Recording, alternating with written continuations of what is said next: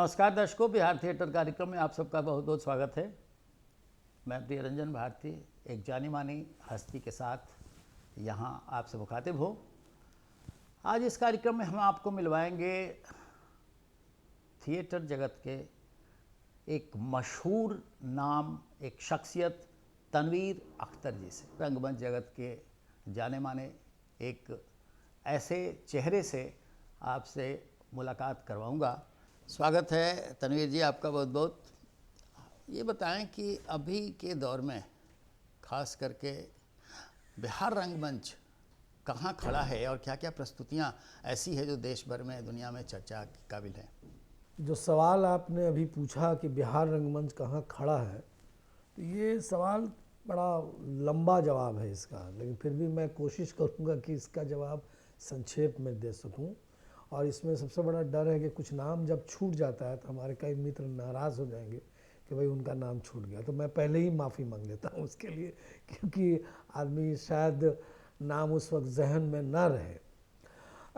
बात ये करीब, मैं बताना चाहता हूँ कि बात ये करीब 80 के दशक की है।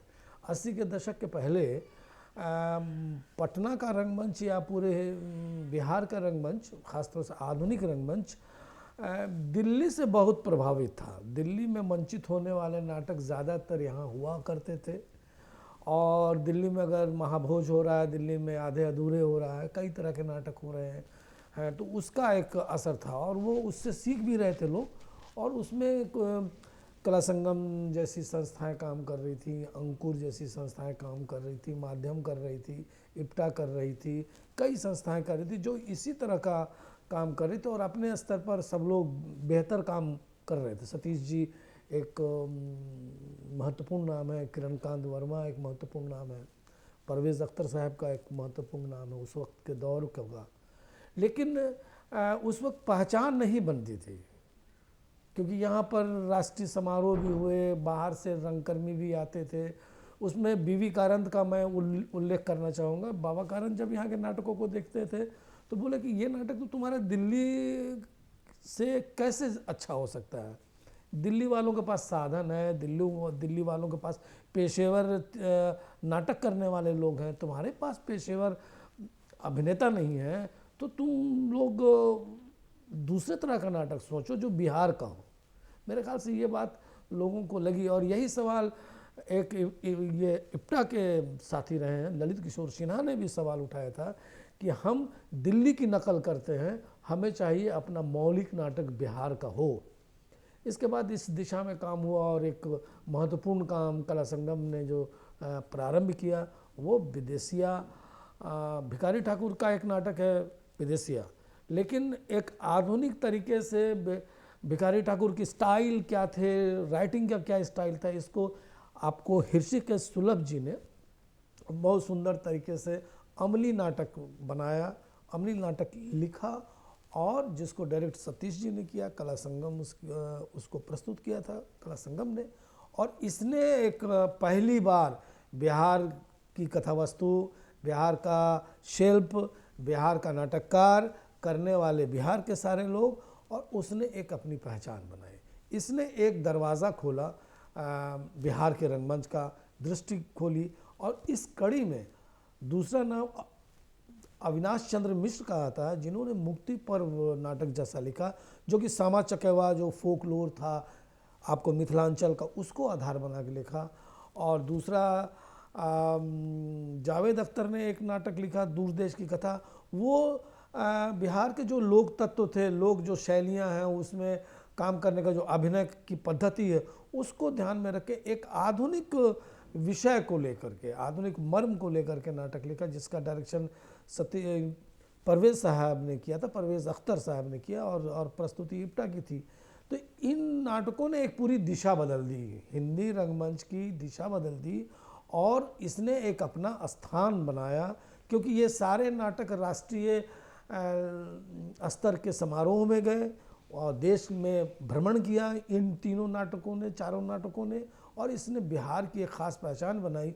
और उसके बाद एक सिलसिला जो शुरू हुआ, वो सिलसिला समझिए कि उसमें संजय उपाध्याय जैसे लोग आते हैं, फिर रणधीर जैसे लोग आते हैं, प्रवीण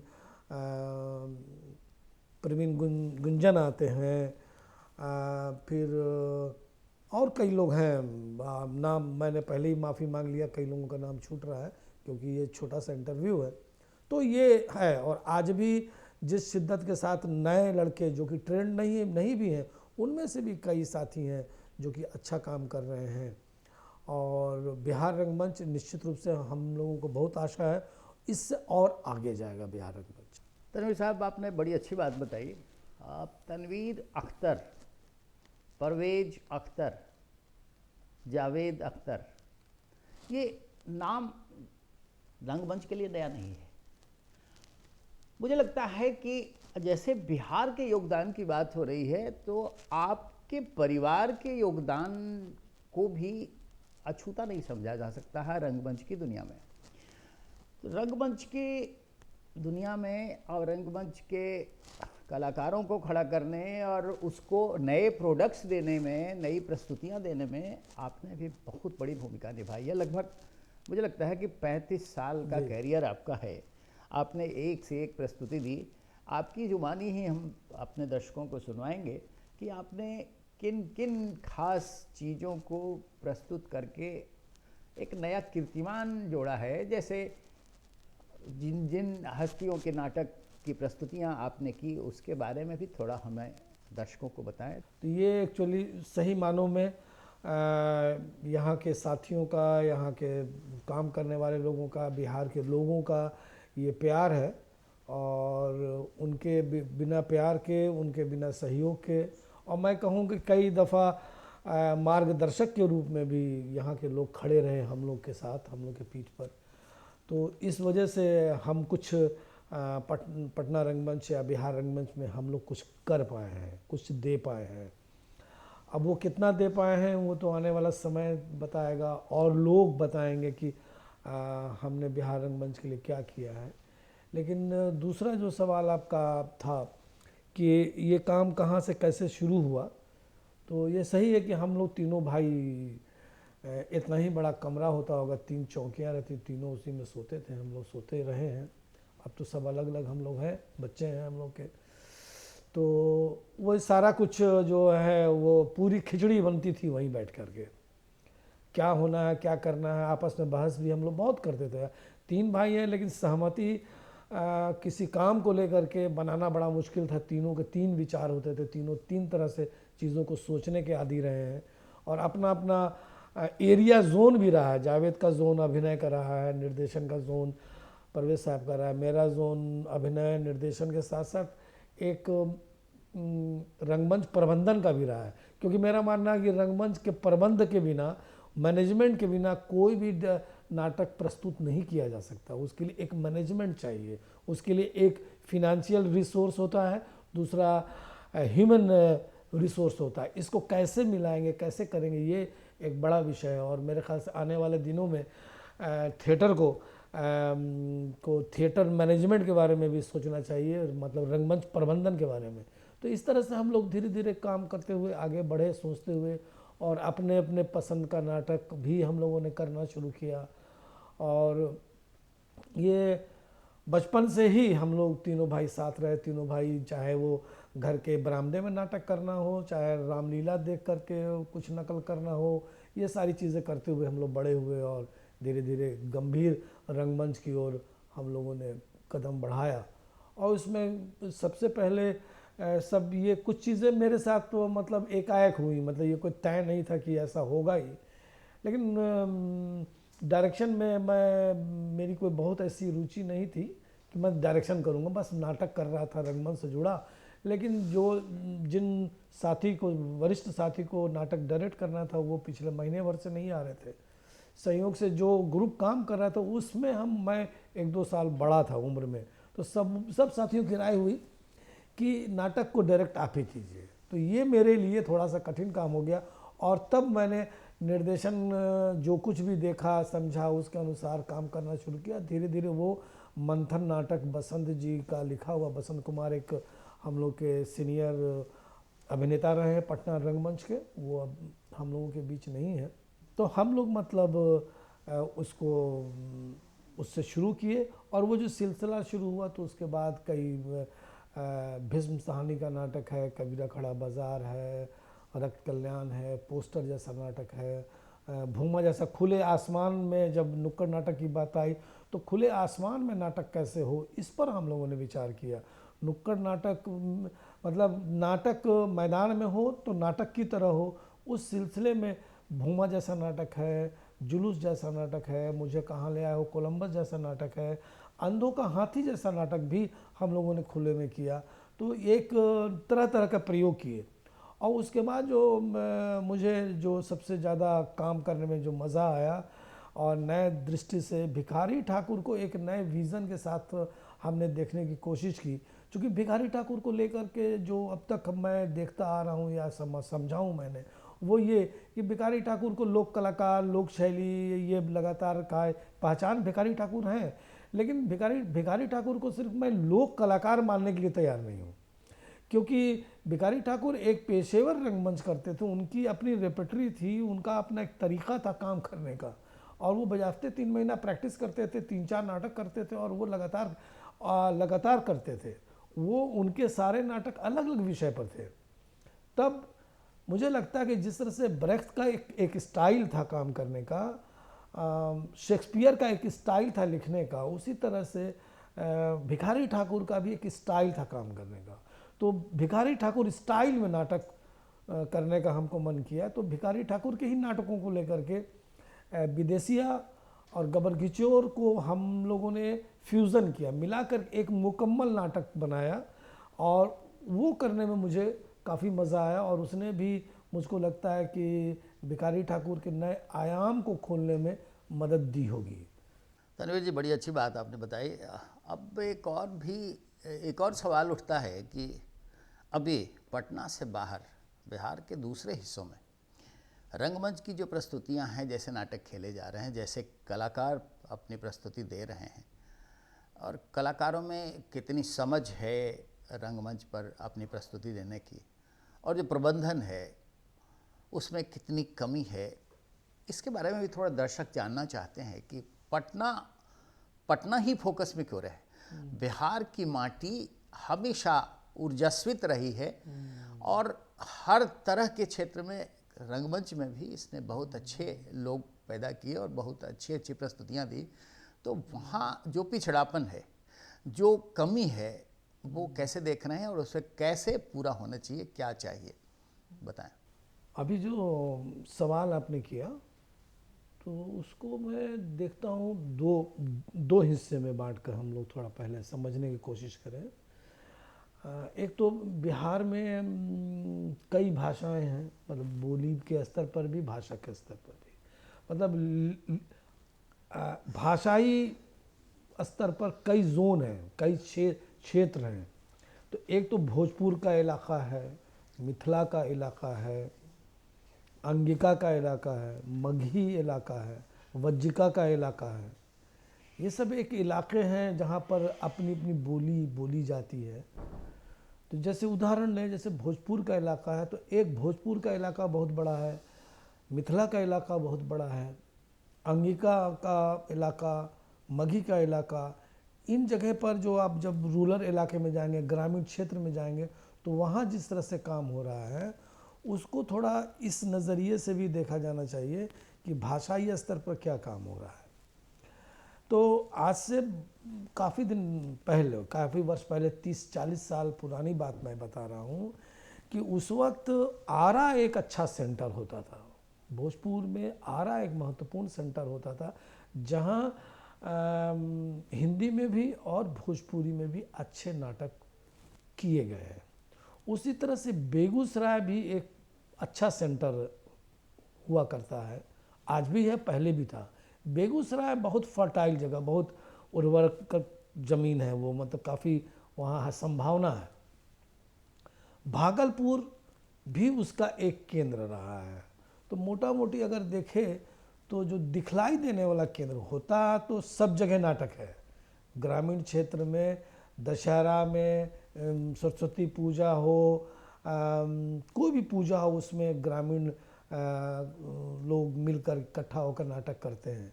हमारे ठीक पटना के बगल में पंडारक जैसी जगह है जहाँ पर एक लंबी परंपरा है और पंडारक ने भी काफ़ी उस वक्त भी वो सक्रिय रहा है।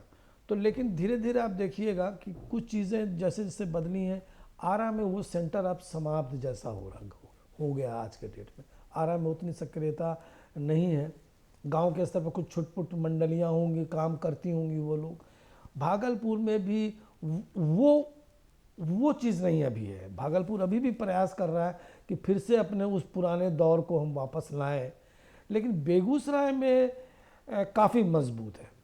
बेगूसराय में कई नाट्य दल काम कर रहे हैं, कई लोग काम कर रहे हैं। वो चाहे वहाँ पर अवधेश हैं, बहुत वरिष्ठ साथी हैं, परवीन गुंजन हैं, वहाँ पर राणा है, वहाँ पर गणेश नाम के एक यंग लड़का है, और इस तरह से कई नाम कहा कि जहन में अभी नहीं आ रहा है, उनसे माफ़ी मांगते हुए। वहाँ बेगूसराय में एक अच्छा काम, बहुत अच्छा और आधुनिक ढंग से काम हो रहा है। तो जगह जगह जहाँ ये आधुनिकता के साथ काम हो रहा है। लेकिन मधुबनी है इधर ग्रो कर रहा है, छपरा थोड़ा ग्रो कर रहा है, लेकिन जिस ढंग से छपरा सारण को करना चाहिए, सिवान को करना चाहिए, जहाँ पर संभावनाएं बहुत है, वो ग्रो नहीं कर रहा है थिएटर। वहाँ का थिएटर बहुत कभी कभार वाला ये है कि कभी हुआ कर दिए। जैसे बेगूसराय में निरंतर होता है काम, जैसे पटना में निरंतर नाटक होता है, उस तरह से बेगूसराय ही एक ऐसा ज़िला है जहाँ पर निरंतर रंगमंच हो रहा है। लेकिन बाकी जगहों पर जो हम बात कर रहे हैं वहाँ निरंतरता नहीं है।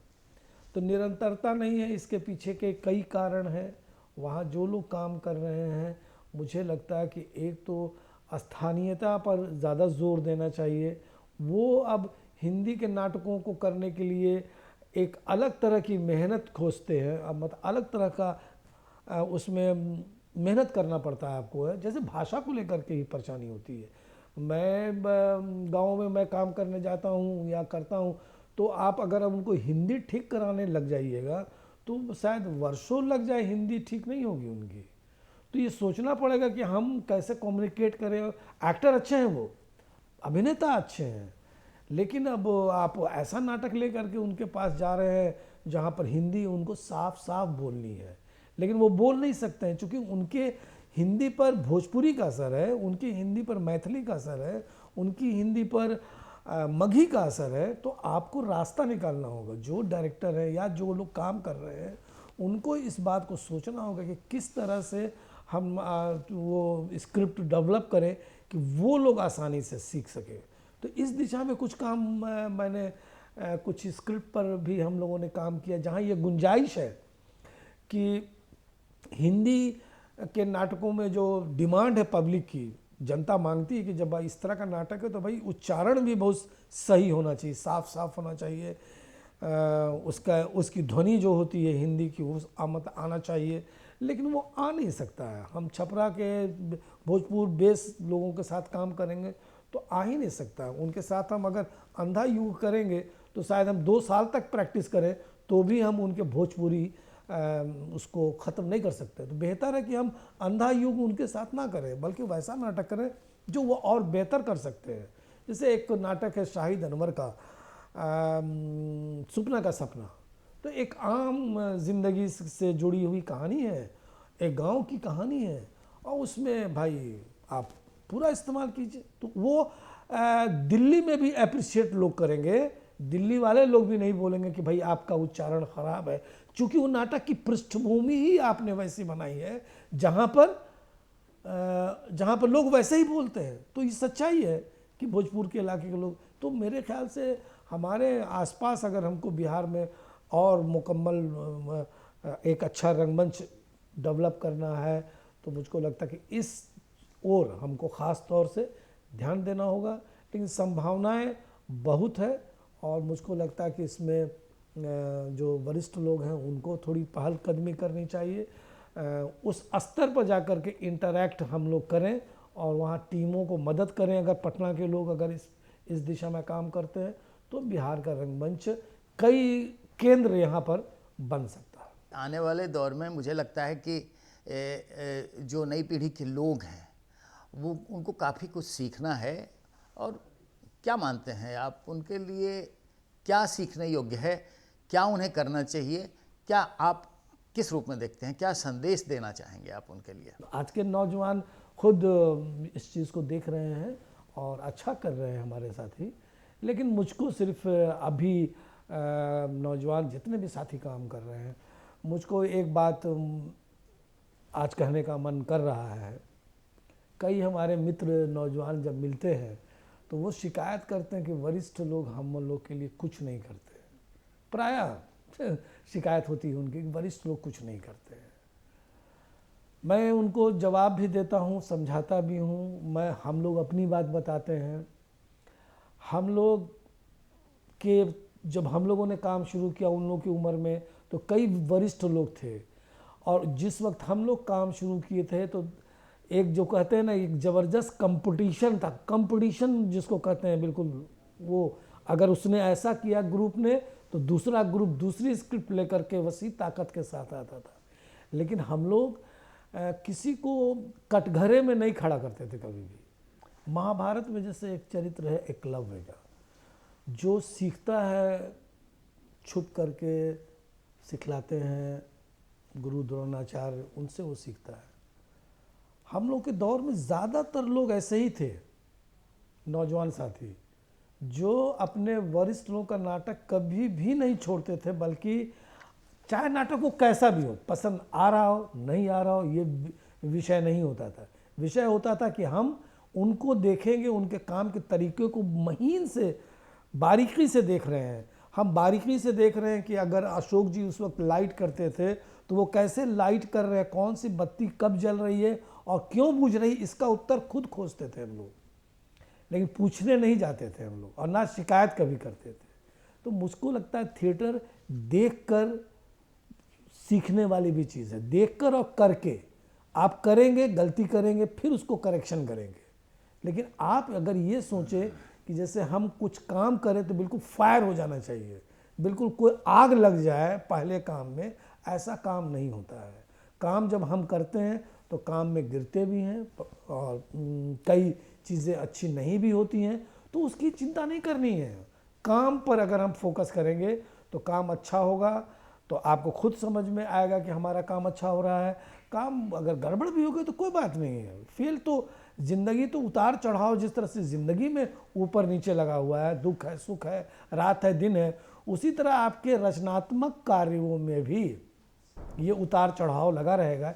इसलिए उस उतार चढ़ाव से हम लोगों को डरने की साथी ज़रूरत नहीं। नौजवान साथी एक तो बिल्कुल फोकस, जिस पर वो काम करना चाहते हैं उस पर फोकस रहे, उस पर ध्यान दें। क्योंकि मुझे लगता है थोड़ा हमारे नौजवान जो अभिनेता हैं ख़ास तौर से, उनका ध्यान थिएटर पर कम है, बल्कि उस ओर ज़्यादा रहता है जहां उनको जाना चाहते हैं। जाना दूसरे विधा में बुरी बात नहीं है, लेकिन मेरा सिर्फ अपील है आप सबों से कि आप 5 साल के लिए भी अगर थिएटर में हैं तो सिर्फ थिएटर थिएटर थिएटर ही सोचिए, और जब जाना होगा तो चले जाइए, स्विच ओवर कर जाइए दूसरे विधा में। लेकिन दूसरे विधा के लिए थिएटर आप कर रहे हैं तो आप ना थिएटर कर पाएंगे अच्छे से, और ना जिस विधा में आप जाना चाहते हैं उसमें जा पाएंगे। इसलिए मैं फिर दोहरा रहा हूँ, आप 5 साल 4 साल भी थिएटर कर रहे हैं, सीख रहे हैं कहीं जाने के लिए, तो कहीं जाने वाले को भूल जाइए 4 साल, और जम करके ओढ़ना बिछौना बना लीजिए रंगमंच को, अभिनय को। तभी आप जिस विधा में जाना चाहते हैं, स्विच ओवर करना चाहते हैं, वहाँ भी आपको कामयाबी मिलेगी। बिहार रंगमंच को क्या करना है, कैसी प्रस्तुतियां देनी है, नौजवानों को क्या करना चाहिए, क्या कमी है, बहुत सारी जानकारियां आपने दी। मुझे लगता है कि एक स्कूल की तरह आप हैं, और जितनी जानकारियां आपने दी है उससे हमारे दर्शकों को बहुत लाभ मिलेगा, खास करके नौजवानों को। बहुत बहुत धन्यवाद आपको। तो दर्शकों, बिहार थिएटर के इस अंक में इस जगत की एक खास शख्सियत से आप मिल रहे थे, तनवीर अख्तर से। अगले अंक में फिर हम किसी और मेहमान के साथ उपस्थित होंगे, किसी और मेहमान से आपको रूबरू करवाएंगे थिएटर को लेकर के बहुत सारी जानकारियों के साथ। आज्ञा दीजिए, नमस्कार।